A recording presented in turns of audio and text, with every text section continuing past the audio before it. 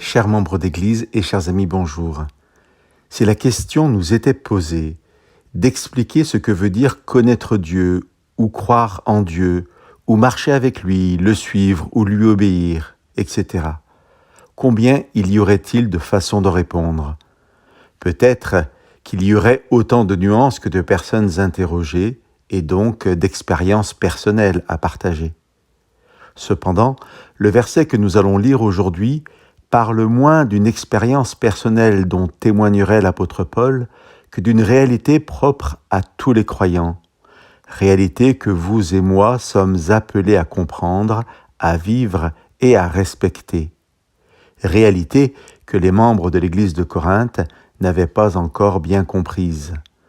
Je vous lis le verset 17 du chapitre 6 de la première lettre de Paul aux Corinthiens.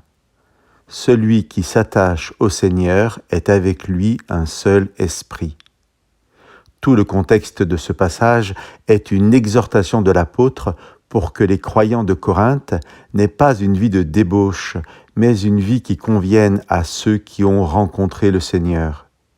L'idée de Paul n'est pas de faire une liste des choses permises et des pratiques défendues pour le chrétien, mais d'interpeller sur ce qui est en accord ou non avec la vie nouvelle de celui qui s'est donné à Dieu et qui a reçu la présence de l'Esprit en lui.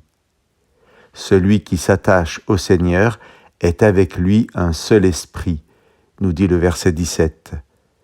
Je vous lis les versets 19 et 20 qui suivent. Ne le savez-vous pas?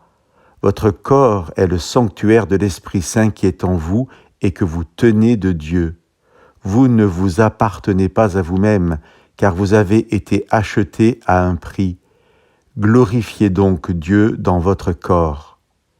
Chers amis, si nous partageons notre expérience personnelle de croyant, notre témoignage sera, à n'en pas douter, l'expression de la manière dont Dieu s'est révélé à nous, et chaque expérience sera unique et adaptée à ce que nous sommes.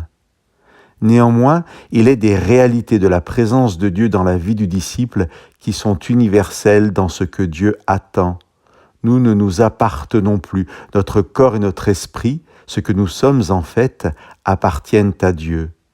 Dieu, par son esprit, est en communion avec nous, faisant de ce que nous sommes son temple. Laissons cet esprit prendre la place qui lui revient et veillons à ce que notre comportement, en quoi que ce soit, ne soit pas une offense à cette présence.